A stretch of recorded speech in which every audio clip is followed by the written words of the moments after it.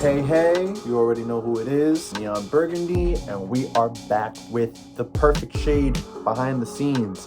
I'm about to take you in depth into track 3, Ride. Entirely self-written, self-produced, self-recorded by moi. It is a pure 8-track song. Track 1, drums. Track 2, chord synth. It's only 2 instruments. This is actually a really simple song. I think what really stops this song from being stale is the constant open hat we have going on. This beat's getting hot, so you already know that we're gonna take this off. There's little things that trick your brain into thinking that it's more complex than it might actually be. You might ask yourself, why don't I get tired when I listen to this beat?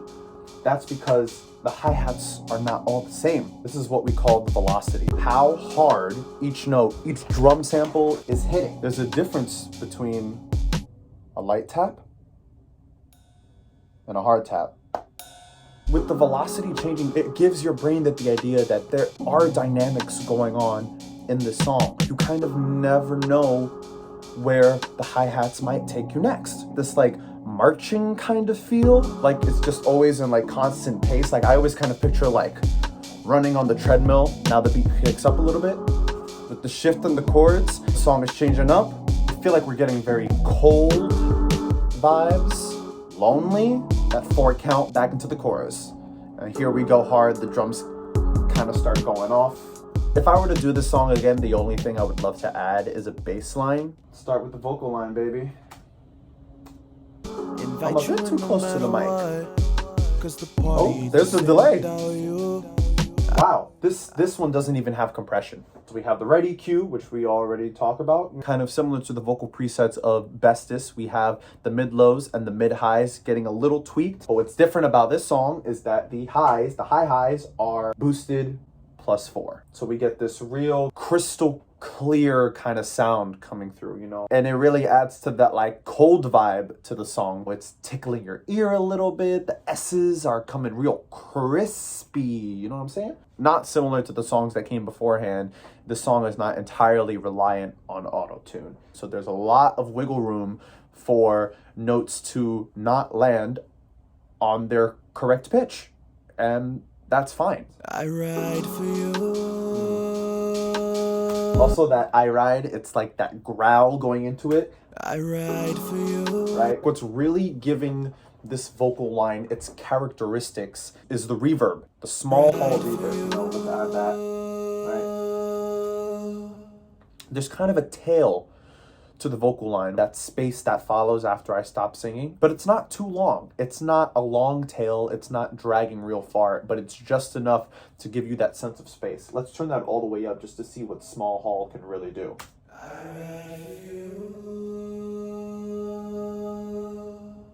Another thing that I think really adds character to this song is the way that the vocals kind of each play on each other. If we were to turn everything back on and just get into how everything sounds together, right? First verse. I ride for you. We just have one singular voice until I take it inside for you. This vocal's coming a little bit from the right ear. It's supporting the main vocal line. And what this high vocal is essentially doing is it's adding vulnerability. It's almost like crying. Ooh, and the way the note goes up on the next line, so good. And that long delay. It's a song is a lot of vocals playing with itself. The harmonies, even if they're just octaves, are super important to the tone of this song. Why did I just stutter there? Like you don't even notice that. I fight for you. And you have this ad-lib line, right? Once again, with the same plugins as the main vocal line. The red 2 EQ, the auto pitch, the delay, and the small hall. Granted, the small hall reverb is a little less than the main vocal line, but still, there's a lot of just simple techniques that I'm using here to create a dynamic sound. Take it all now. I was trying to be so cool when I recorded that, and it's the culmination of all these things. Each vocal line in this is a puzzle piece. There's not just one main vocal line that carries us throughout the song. Everything matters in the song. In an 8-track, every track matters. And you have to take full advantage of the space that you're given. This harmony here, let's see. The way like these vocals all come together too on that harmony, it's like I'm aiming to satisfy every need you want out of the song with my voice. So these lyrics, ride or die. We talked about this in Bestest. Baby, I'm a ride or die. I ride for you. I fight for you. I'm fighting for you.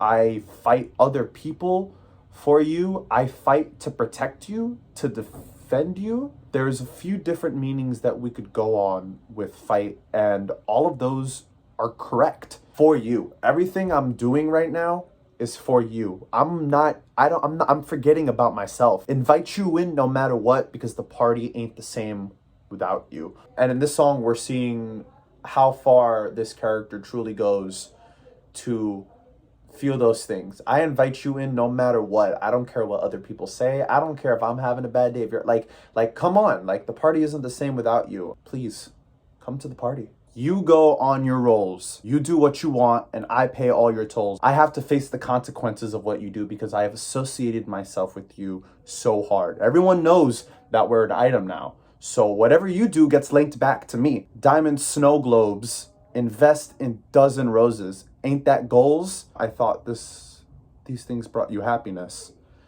These diamonds, these little trinkets, these tchotchkes that at the end of the day have no real weight over what good emotional support can bring you. I'm thinking that the way to your heart is through these material objects, when in reality, it isn't. No matter what the odds, I'm bringing you with me. And you hashtag your stuff, and you get all these likes, and you show me that beautiful smile. So, I'm gonna keep on doing this. I'm thinking that this is what we need. This song is a majority of I statements. I'm talking about all the things I do for you, and it doesn't seem like you're doing a lot for me. The few things that I do mention that you do are kind of messing me up. So where does that leave me?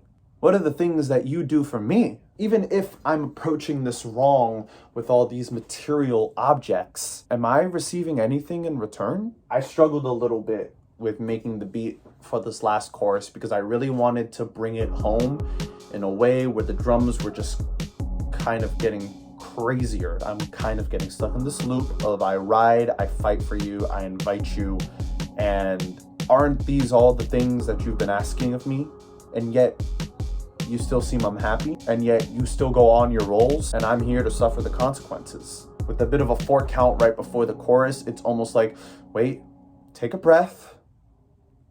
Didn't work, go back in. There's a lot of moments on this album where it seems like the music itself takes a moment to pause, to catch itself before it goes overboard. The love I'm giving is not being entirely reciprocated at the moment, and I'm, throwing away all my money, throwing away all my time for you.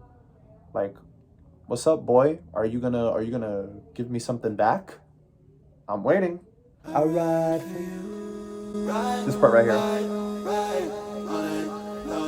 The way the delay itself kind of feeds into the harmony of the song. It was an unexpected development, but one that I felt ended up paying off. And we have our outro, real simple, Ride It Now all night long.